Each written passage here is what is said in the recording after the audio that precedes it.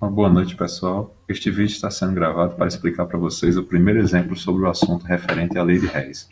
Então, na primeira questão de vocês, eu perguntei qual seria a energia de formação do metano. E para que vocês conseguissem resolver a questão, eu forneci todos os dados necessários.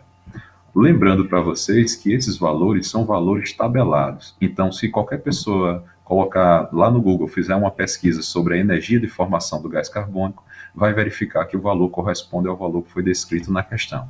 Bom, então, sobre lei de Hess, então você vai fazer o seguinte: toda vez que eu perguntar para você o que é formação de uma substância, você vai ter que escrever quais são os elementos que compõem essa molécula. Então, no caso, já que eu perguntei o que é formação do metano, e lembrando que metano é o gás natural utilizado em veículos, certo?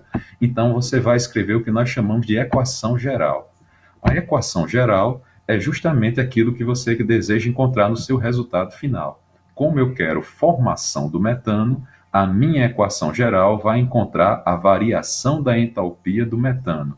Lembre-se que variação da entalpia significa ΔH, e ΔH quer dizer que é a energia da reação, ok? Toda vez que é formação, lembre, formação, escreva no reagente os átomos que compõem a molécula que vai estar representada no produto.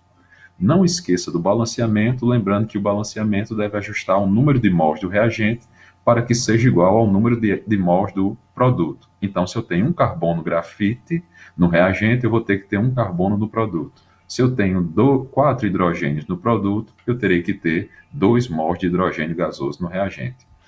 Outra coisa também importante de lembrar é que na hora de usar a representação dos reagentes e produtos, eu procuro sempre no reagente utilizar os elementos na sua forma alotrópica mais estável, e o carbono é mais estável na forma de grafite. Bom, para que a gente inicie a resposta da questão, então, primeiro dado, formação do gás carbônico. Como todo mundo sabe, o gás carbônico é representado pela molécula do CO2. E se está escrito a palavra formação, então no reagente eu terei que escrever os elementos que formam a molécula do gás carbônico, que nada mais é do que o carbono mais o oxigênio. Lembre-se que o oxigênio é uma molécula diatômica, ou seja, ela é formada por dois átomos de oxigênio, certo? Escreveu sua reação, a palavra libera aqui significa dizer que a reação é uma reação exotérmica. E se é exotérmica, você deve escrever o ΔH com um sinal negativo. Não esqueçam disso. Bom, segunda reação. A segunda reação tem formação da água líquida. Eu estou especificando que a água está no estado líquido porque, de acordo com o estado de agregação, então a quantidade de energia fornecida na reação é diferente.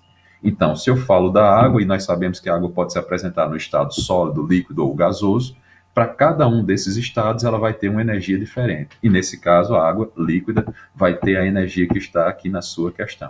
Se está escrito a palavra formação, então todo mundo sabe que a água é representada pela molécula H2O. Se tem formação, você vai escrever no reagente da equação os átomos que formam a molécula de água. E não esqueça de balancear. O número de átomos do reagente tem que ser igual ao número de átomos do produto. Na sua terceira informação, eu estou falando sobre combustão do metano. Lembre-se que a palavra combustão significa queima, e toda queima precisa de três componentes. Toda queima precisa do combustível, do comburente e de uma fonte de calor.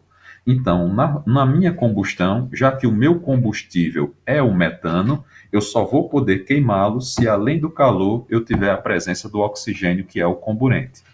Lembre-se que numa reação desse tipo você considera como uma combustão completa. E toda combustão completa é aquela na qual o carbono reage com o oxigênio e forma gás carbônico, e o hidrogênio reage com o oxigênio, formando a molécula de água. Mais uma vez, não esqueça do balanceamento e lembre-se, sempre que eu falar sobre libera, libera significa dizer que a reação é uma reação exotérmica. E para reações exotérmicas, o sinal do ΔH tem que ser negativo. Montou suas três equações, o que é que você vai fazer agora? Você vai fazer a soma das equações para encontrar o resultado da equação geral, que é o que eu estou pedindo. Para que você some as equações, então você vai ajustá-las de acordo com a equação geral. Observe que na primeira equação você tem 1 mol de carbono grafite, e na equação geral você também tem 1 mol de carbono grafite. Se as quantidades estão exatamente iguais e elas estão no mesmo lado, ou seja, todos dois estão no lado do reagente, basta você repetir a equação número um, porque a quantidade que eu quero de carbono grafite já é exatamente igual à quantidade que eu tenho na minha reação. Na equação número 2, nós temos 1 mol de hidrogênio no estado gasoso. Observe na sua equação geral que você precisa de 2 mols de hidrogênio no estado gasoso. Se eu preciso de 2 mols de hidrogênio e a minha equação só tem o resultado de 1, basta você multiplicar a equação 2 por 2 também. Porque quando você multiplicá-la por 2, no lugar de 1 mol de hidrogênio, você terá 2 mols de hidrogênio, certo? E não esqueça, na hora que você multiplica a equação por 2, terá que multiplicar a equação inteira, alterando todo o número de mols dos reagentes, e não esqueça de multiplicar também o ΔH da reação. O ΔH também tem que ser multiplicado pelo mesmo número 2. Na sua terceira equação, você tem 1 mol de gás metano no reagente. E observe que na minha equação geral, o gás metano se encontra no produto.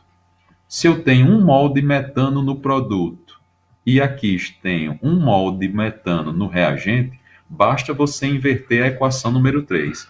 E quando você inverter, todas as substâncias que estão no produto passarão a ser representadas no reagente, e as substâncias presentes no reagente passarão a serem representadas no produto.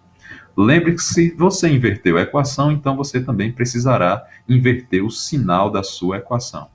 E agora, para concluir, basta você fazer a soma. E na soma, lembre-se de cancelar as substâncias semelhantes que se encontram em lados opostos. Então, você pode prestar atenção que você tem 1 mol de gás carbônico no produto e 1 mol de gás carbônico no reagente. E você pode cancelá-los. Você tem 2 mols de água no seu produto e 2 mols de água no reagente. 1 mol de oxigênio no reagente mais 1 mol de oxigênio no reagente vai totalizando 2 mols de oxigênio, que você vai cancelar com 2 mols de oxigênio no produto.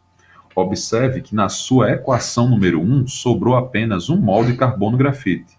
Na equação número 2 sobrou apenas 2 mols de hidrogênio no estado gasoso. E na equação número 3 sobrou apenas 1 mol de metano no estado gasoso. Então, se você prestou atenção, o resultado da soma das equações foi exatamente igual à minha equação geral, que era o que eu estava procurando. E para descobrir o ΔH da reação, basta você fazer a soma algébrica aqui. Lembre-se que sinais iguais soma e repete o sinal, e sinais diferentes você subtrai e dá o sinal do maior. Então você tinha menos 94 com menos 136, você somou e permaneceu negativo, mas o resultado teve que subtrair porque o outro valor é positivo. E no resultado você encontrou então 17,9 quilocalorias. Essa então é a energia que você vai ter na formação de 1 mol de metano no estado gasoso. Eu espero que o vídeo tenha ajudado e qualquer outra dúvida a gente comenta novamente em sala de aula. Se necessário, a gente prepara mais um, ok? Uma boa noite a todos, bons estudos.